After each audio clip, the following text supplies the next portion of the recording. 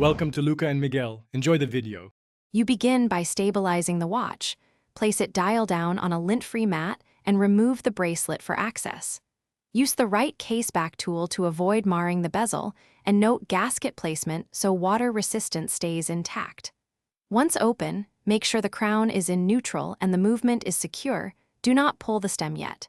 This prevents gear misalignment. You're starting the repair now because early stability reduces the risk of disturbing the chronograph coupling during disassembly.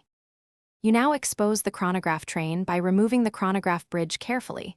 Keep screws organized and labeled so reassembly is exact. Inspect the coupling wheel, drive wheel, and the heart cam for bends or missing teeth since these cause hand misposition. Uses 0.5 mm pegwood to nudge teeth into alignment or to seat the coupling properly, and if a jumper spring is loose, retension it to ensure reliable engagement. Make sure to test function before torquing screws fully. This confirms correct meshing and timing. You finish by reinstalling the chronograph hand and any subdial hands, using a padded hand pusher to set correct height so nothing catches. Check that clearance is even across the dial. Once done, cycle the chronograph. Start, stop, reset, observe for jumps, drag, or intermittent engagement.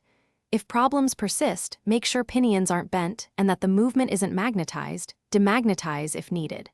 Tip: if the central hand still misbehaves, recheck coupling alignment and repeat the bridge test before sealing the case. Thanks for watching and please subscribe. It's the best investment you'll ever make.